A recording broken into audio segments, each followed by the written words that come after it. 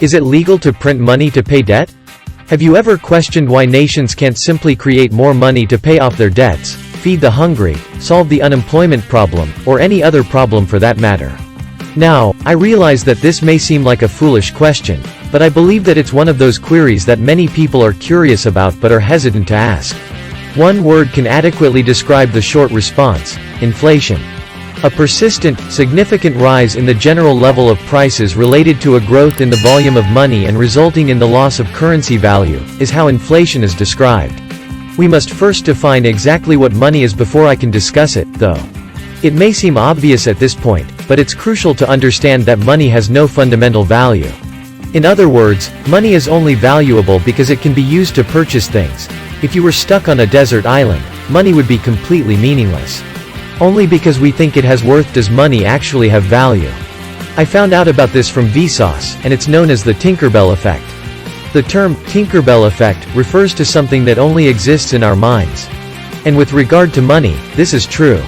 Hypothetically, if people suddenly began to feel that money was worthless, it would be worthless. Money has been used for thousands of years, but it wasn't always this way. Originally, it was in the form of commodity money. Things like salt, spices, horses, and weapons were traded because they were useful and had a value. In addition to this, precious metals like gold and silver are used virtually universally as money despite officially having no inherent worth. Next is representative money. Representative money makes more sense because it can be tough to bring along all you own. In essence, you surrender your gold to a bank, which then keeps it secure for you in exchange for a document proving your ownership of the gold. Because anyone can go redeem the gold at any time, these pieces of paper can be used as money. However, fiat money is now used by practically all nations in the world. Fiat money demands belief and trust in the government's ability to maintain the value of its currency. The United States has experienced all three monetary systems within the span of 200 years, to take a relatively young nation as an example. When the U.S. ceased using European currency in 1792, the U.S. dollar was first introduced by the Coinage Act of 1792. The U.S. dollar was first issued as commodity money in the form of coins made of gold, silver, and copper.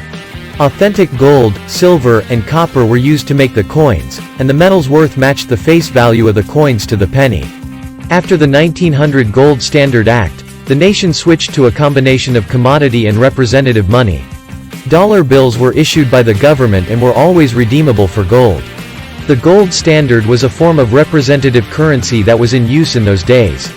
This method worked well for determining the exchange rate between nations.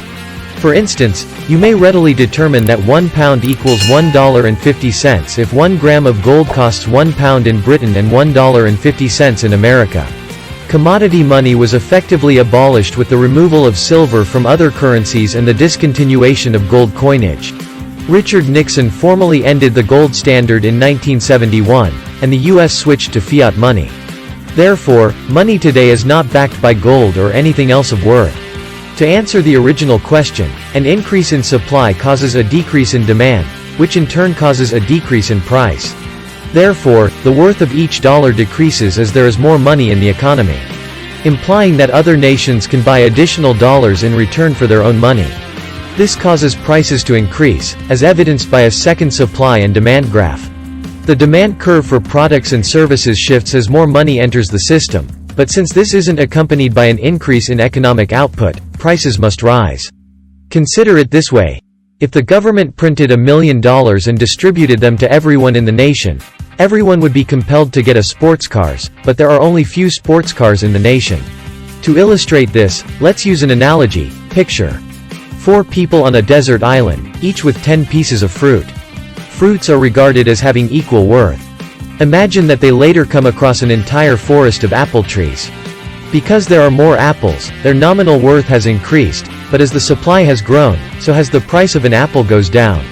As a result, since there is a low demand for apples but a large demand for bananas, it now costs 10 apples to buy 1 banana.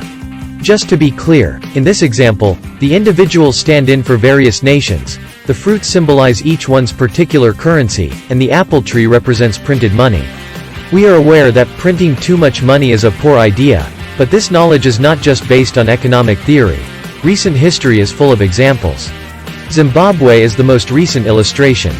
They saw extraordinarily high inflation in 2008 as a result of money printing. President Robert Mugabe made several terrible choices that led to this. Mugabe increased money printing to cover government spending when the economy started to deteriorate. As a result, Zimbabwe's inflation shot through the roof and peaked in mid-November 2008 at. No, hold on, I need to set the scene first. The US inflation rate is currently about 2%, however economists generally believe that the ideal inflation rate is between 1 to 3%. Today's inflation rates in first world nations range from 0 to 5%. When a nation's inflation rate exceeds 50%, it is said to have entered hyperinflation. Thus, keeping this in mind, Zimbabwe's inflation peaked at 6.5 sextillion%. Or to put it another way, there are 22 digits in that number. Prices increased every 24 hours as a result of the crisis. By printing more and more currency with larger and larger denominations, the government attempted to fix the issue. Additionally, they kept adding zeros to the end by revaluing the Zimbabwean dollar 3 times and switching between 4 distinct currencies with 4 separate ISO codes. They were printing $100 trillion bills prior to the ultimate redenomination. Wheelbarrows loaded with cash were actually being used by customers to purchase a loaf of bread. At one point, the government even declared inflation illegal, and individuals were in fact detained for boosting prices. The Zimbabwean dollar was discontinued in 2009, and the country's citizens continued to utilize currencies like the US dollar, the pound sterling, and the euro. The initial Zimbabwean dollar was worth approximately $1.25 US prior to the hyperinflation. That single $100 trillion bill would be worth twice as much money as there is in the entire planet if the exchange rate applied to it. Even still, this was only regarded as the second worst inflation in history, behind Hungary in 1946, despite how absurd it was.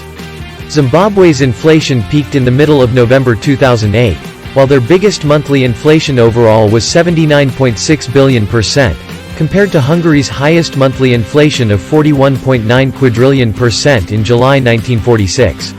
Every 15 hours, prices double. For comparison, prices in a nation with a healthy inflation rate of roughly 3% double every 23 years. The bill pengo, short for billion pengo, was their unit of currency and when inflation increased, which, on a short scale, is equivalent to 1 trillion pengo. Hungary has the record for both the highest monthly inflation rate and the biggest banknote ever issued in terms of denomination, the 100 million bill pengo. Or 100 quintillion or 100 million billion. This, on a short scale, is equal to 100 quintillion pengo. There were 1 billion bill pengo printed but never distributed. Around 5 pengos were exchanged for $1 in 1941. When the currency was abandoned in 1946, things had gotten so out of hand that the total value of all the country's banknotes would be less than 1/10 of a US penny. Then, Hungary adopted the forint, with 1 forint equaling 400 trillion pengos. 29 zeros make up that number.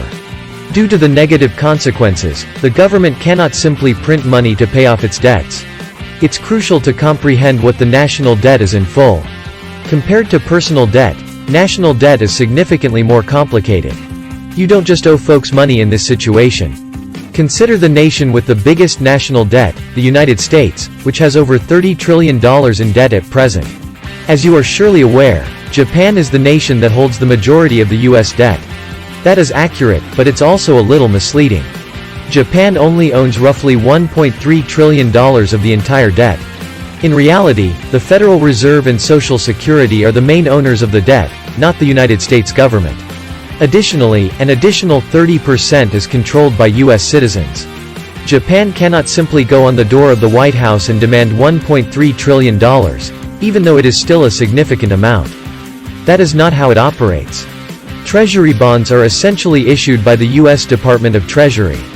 Once the bonds have reached maturity, the government will buy the treasury bonds back from you. You can purchase these bonds, and it will pay you interest on them each year. Now, a nation can have to default on its debt if it runs into financial difficulties, which essentially means you won't get your money back. However, because the US dollar is the most extensively used and reliable currency in the world, it is typically thought of as a very risk-free investment. The Constitution explicitly states that the US cannot go into debt default.